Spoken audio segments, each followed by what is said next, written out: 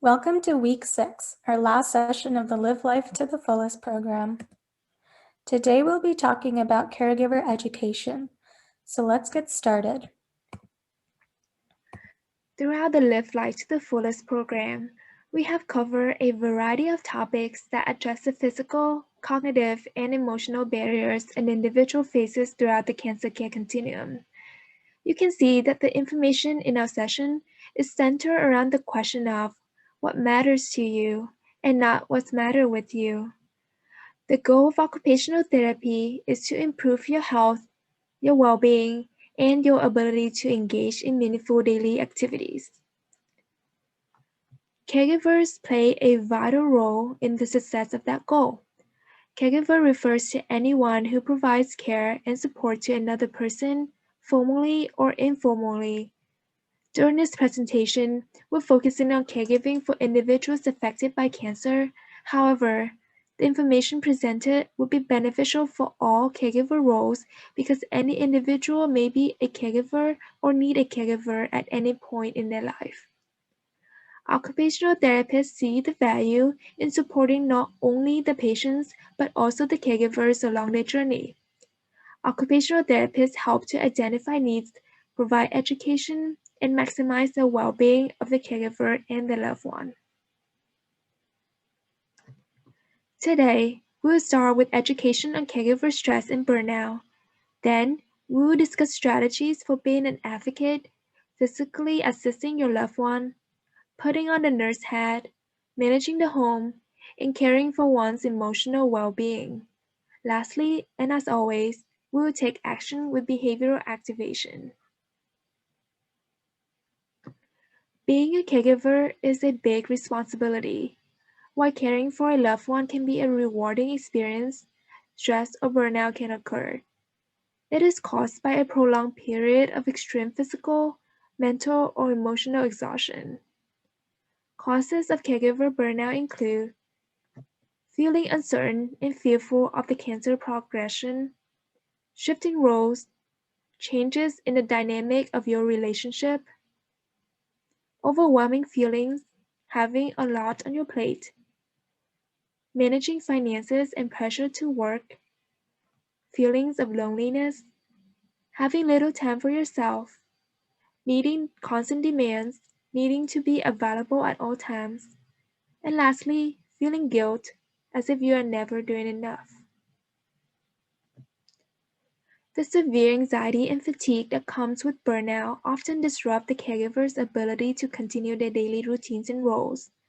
So warning signs of caregiver burnout are putting off or ignoring your own health problems, not taking care of your health with nutrition, hydration, sleep, exercise, etc., using drugs or alcohol to cope with stress, getting distant or losing contacts with friends and family, feeling resentful towards others or the person with cancer, and finally, feeling overwhelmed by negative emotions resulting in anxiety, depression, or angry outbursts. Next, we are going to go over strategies to supporting a loved one as a caregiver.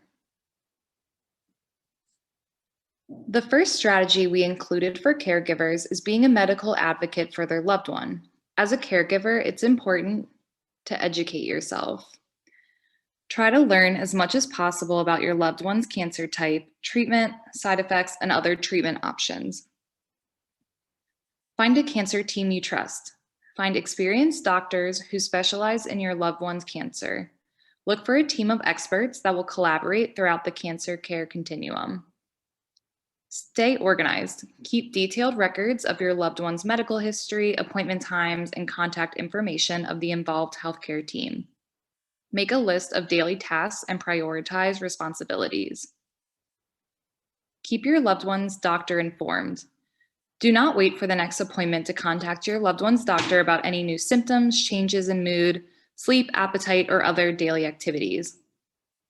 And lastly, during your visit, ask questions if you are unclear about any instructions. Ask for a demonstration of procedures or techniques that you may need to perform on your loved one at home. As a caregiver, you may have to help in physically assisting your loved one. Some general safety strategies and considerations are to ask for help if needed, make sure your surroundings are clear of obstacles, and encourage your loved one to help as much as possible. Strategies to safely transfer a person are to keep the feet shoulder width apart. Maintain your balance by keeping your loved one as close to your body as possible. Bend the knees and hips while keeping your back straight. Tighten the abs and glutes throughout the transfer. Lift with your legs, not your back. And lastly, do not twist your torso as you lift. Pivot your whole body instead. There are a lot of great videos and other resources to learn how to safely assist another person. An article on transferring a person can be accessed on caregiver.org, and a caregiver support video series can be found on cancer.org.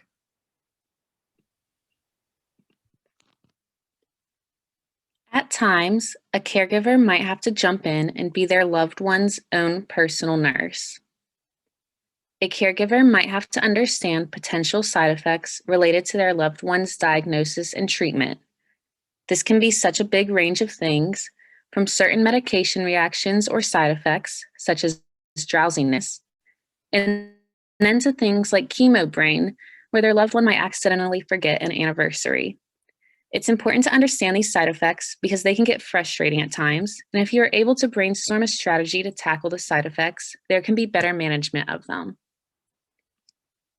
When being a nurse for your loved one, caregivers might need to focus on maintaining proper hygiene techniques and collecting an abundance of personal protective equipment if they are constantly dealing with bodily fluids or medical materials. It is so important to maintain hygiene with an immunocompromised person, and I'm sure everyone is probably tired of hearing about proper hand washing since we have been in a global health pandemic for over a year now. But just know it's important to continue these hygienic techniques, especially when caring for a loved one. Use safe techniques when managing lines, tubes, and drains. Every patient is going to be different and need different medical equipment. It's important for a caregiver to listen to their loved one's medical professional when learning how to change tubes or clean drains or anything else that might be required. Lastly, as the caregiver takes on a role as nurse, medication management is so important because of all the different medications your loved one may be taking. It's important to keep medications in a safe and secure place. You will want to be familiar with dosage instructions and potential side effects. Using pill organizers can be super helpful when planning out your pills for the day, week, or month. Setting reminders or alarms for medications is also really helpful. I personally love the app called MediSafe. I can put all my medications in there and it will send me a reminder until I take the medication and mark it in the app that I actually took it. Also, side note, the app has tools for managing appointments, names of doctors, and an interactions checker where it will tell you if certain medications may interact with one another. And this leads me to our last point of avoiding drug interactions. It's always best to follow the guidance of your loved one's physician.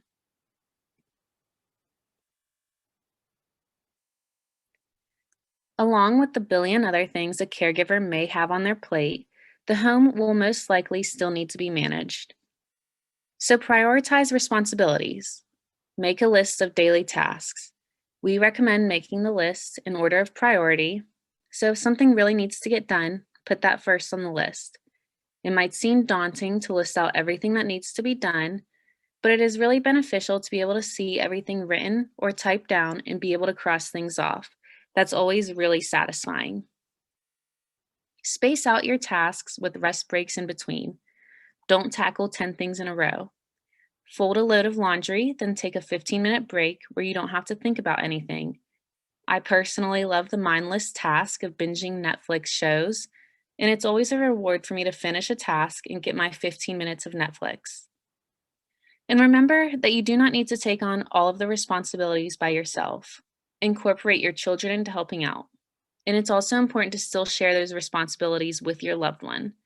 This helps your loved one in their ability to remain independent. When writing down your tasks, divvy them up between everyone who can help and assign tasks that are doable to the specific people.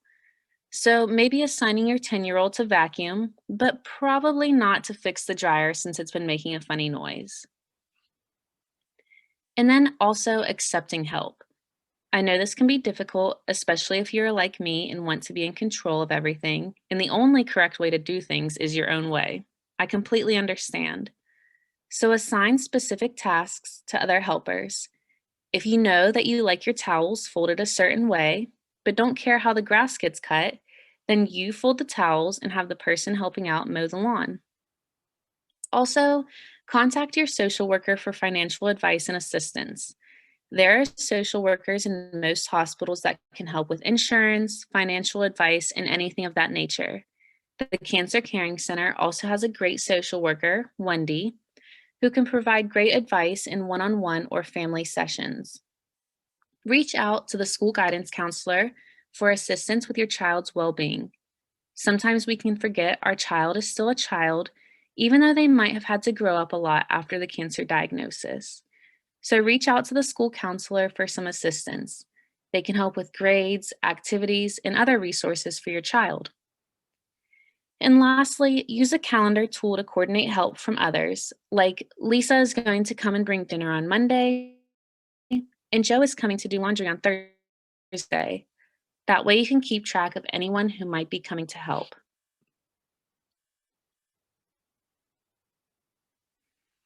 This can be an extremely emotional time for your loved one. Their emotional well-being is just as important as their medical health, their physical health, and their mental health. So, as a caregiver, follow your loved one's lead. Try to avoid telling your loved one how to act or feel. Let them know their feelings are validated and it's okay to feel a certain way. And since you most likely don't know how your loved one feels, follow their lead when offering emotional support. A tactic I like to use is to say things like, I don't need your response right now, I just need to vent and want you to listen, or I really need advice right now and would value your opinion on the matter. And I know it's hard because it's almost like a habit for me, but instead of saying, I know how you feel, you can say, I love you, we will get through this together. Also, accept your loved one's bad days. It is unrealistic to stay positive at all times. So accept that there will be bad days, and it's okay to have them. Give your loved one some space if that's what they need, and try not to take things personally. I know on my bad days, I have said some spur-of-the-moment things that were very uncharacteristic of me. So try to just give them the space that they need and don't take it to heart, which I know can be difficult at times. And take a break from cancer. It might feel like your whole life revolves around cancer, so it's nice to think about or do something different. Talk about fond memories or shared interests. Focus on spending time together and doing something enjoyable, like taking a walk, watching a movie, or reading or listening to a book. And then remind your loved one that you care. So provide that extra verbal reassurance to your loved one. Lots of I love yous. Find small gifts that reflect something that your loved one cares about, such as books, movies, art, or music. This doesn't have to be expensive or crazy. I love otters, so my fiance found a picture of an otter, tried to draw it himself, and wrote a sweet note with it. Sentimental gifts are great. And while your loved one's emotional well-being is important, it's also important to focus on your own emotional well-being as a caregiver.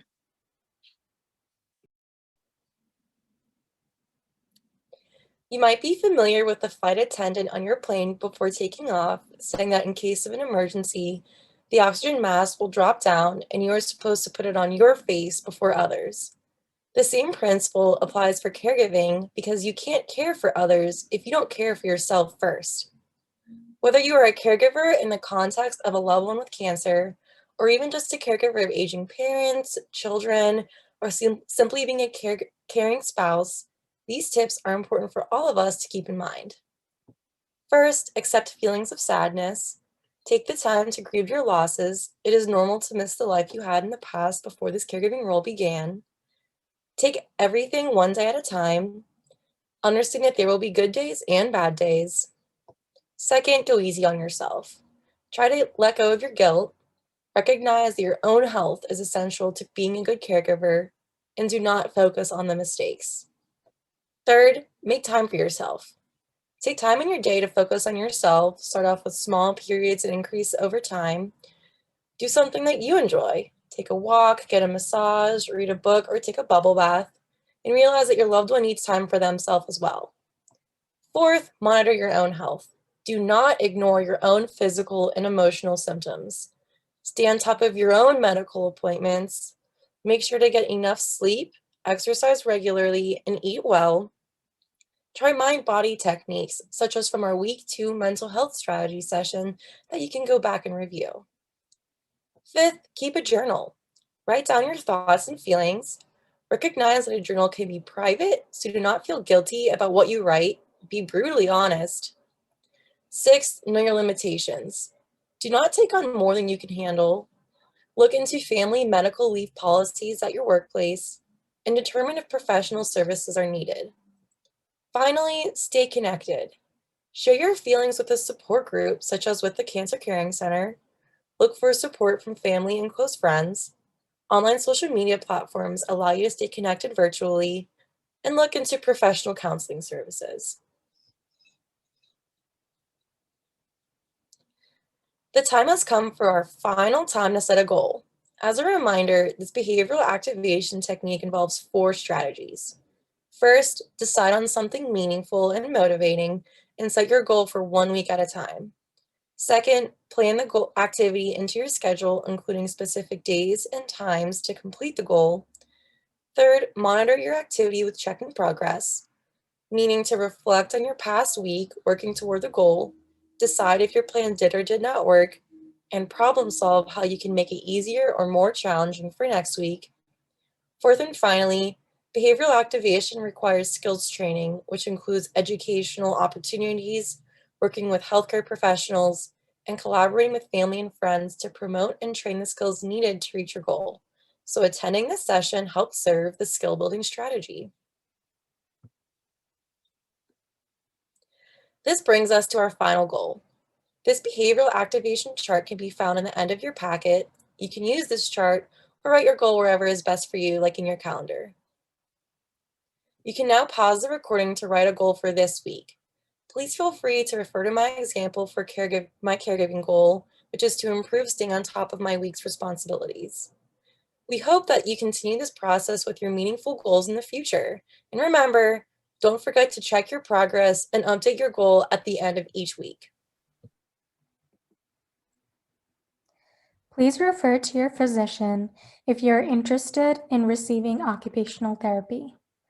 This slide also lists additional local resources in Pittsburgh to receiving occupational therapy services. As we wrap up, we want to thank you all so much for viewing the recordings of our program sessions. Just as a reminder, if you would like more information to help support your caregiving journey, we want to remind you that the Cancer Caring Center newsletter has an ongoing list of programs and counseling sessions that can help. So feel free to reach out to them at cancercaringpgh@gmail.com.